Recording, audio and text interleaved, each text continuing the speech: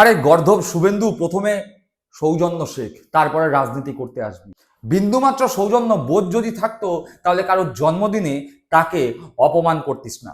অবশ্য যদিও অপমান করার যে ক্ষমতা বা যে সক্ষমতা সেটাও তোর মধ্যে নেই। তার কারণ যে অপমান আজকে বঙ্গ বিজেপির অফিসিয়াল টুইটার অ্যাকাউন্ট থেকে অভিষেক বন্দ্যোপাধ্যায়কে তার জন্মদিনের দিন করা হয়েছে, সেই অফিসিয়াল টুইটার অ্যাকাউন্ট সেটা হ্যান্ডেল করবার দায়িত্বও বঙ্গ বিজেপির নেতৃত্বরা বা কেন্দ্রীয় বিজেপির নেতৃত্বরা তোর ওপর দেয়নি, সেই দায়িত্ব আছে অমিত মালব্যর ওপর। তাই গর্ধব, তুই যেমন গর্ধব, তোর থেকে বড় গর্ধব হচ্ছে অমিত মালব্য।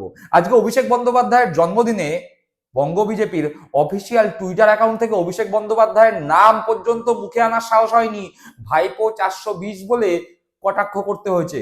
আর সেখানেই দেখে নে, তোরা দেখ তুই তুকারি করছিস। তার কারণ বাংলার সংস্কৃতি তোরা আপন করতে পারিসনি, তোরা বাংলা বিরোধী। তাই বাংলা বিরোধীদের তুই তুকারি বলেই অপমান করতে হয়। তাই তোদের তুই তুকারি করেই বলছি যে দেখ, আজকে যাকে তোরা অপমান করছিস, তার জন্মদিনের দিন যাকে কুৎসা করছিস, সেই কিন্তু তোদের নেতা দেশের প্রধানমন্ত্রীকে জন্মদিনে খুব ভালোভাবে উইশ করেছিল, লিখেছিল দেশের প্রধানমন্ত্রী নরেন্দ্র মোদী জিকে জানাই জন্মদিনের শুভেচ্ছা। এটাকে সৌজন্য বলে। অবশ্য সৌজন্যের ধার তোরা ধারিস না।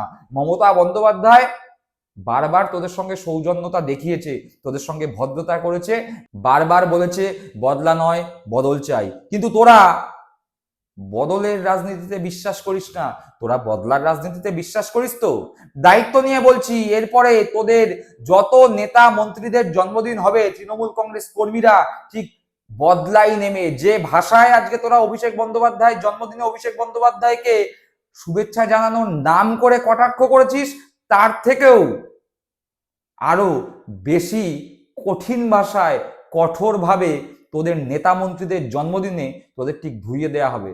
মনে রাখিস বঙ্গ বিজেপির বড় বড় গর্ধবগুলো, তোরা আবার বাংলা শাসন করতে চাস?